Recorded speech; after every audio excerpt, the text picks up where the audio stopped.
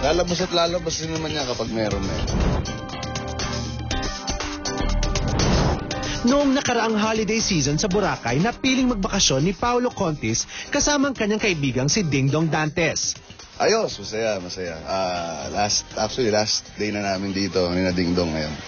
So, ngayon baka mag-island hopping lang.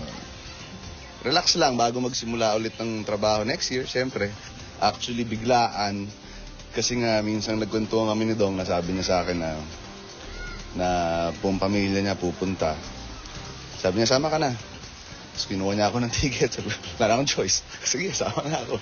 Gaya ng kanyang close friend na si Dingdong, hindi rin maging maganda ang kinahinatnan ng love life ni Paolo last year. And just like Dingdong and Karil, parehong 3 years din ang tinagal ng relasyon nila ng kanyang former girlfriend na si Isabel Oli. Pinaplano naming dalawa yan. And then, ewan ko rin, nagkakataon kaming dalawa. Nagkakataon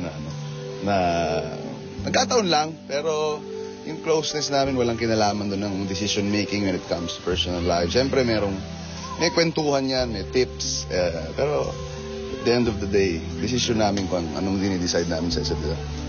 Balitang unti-unti na raw nakaka-recover si Isabel mula sa breakup nilang dalawa. That's good. I'm happy for her that she's recovering. I know her family is here now, kaya siguro madali also for her, no? Kasi buong pamilya nandito, Pasko, so masaya. And I'm happy na mag-recover siya. Well, I hope you'll have a great 2009. Hindi lang 2009, pati 10, 11, 12, lahat. More power sa career mo. And I'm always here for you. Mukhang maganda ang pasok ng bagong taon para kay Paolo. Ilang projects din ang nakaline up para sa kanya, kabilang na dito ang isang game show at isang primetime series. January, I'm starting 3 new shows. So, sana maging tuloy-tuloy. Meron kaming soap ni Dingdong. Magiging kontrabida ako sa kanya. I'm hosting and I'm doing another one. So, sana maging tuloy-tuloy. And hopefully another movie or two. Bago pa man pumasok ang taon, mukhang may bago na ring pag-ibig si Paolo. Last December 29, namataan namin si Paolo at ang kontrobersyal na EB Babe member na si Lian Paz na magkasama sa Boracay. Pero ayon kay Paolo, magkaibigan lang sila ng EB Babe member at hindi siya nagmamadaling pumasok sa panibagong relasyon. Lalabas at lalabas din naman niya kapag meron na eh. So, hindi ko minamadali.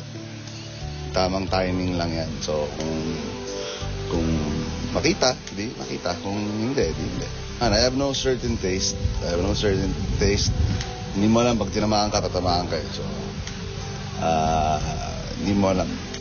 Pero posible kayang may nakita na siyang papalit sa iniwang puwang ni Isabel sa kanyang puso. Baka. Tingnan natin. Hindi ko minamadali. I'm taking it one day at a time.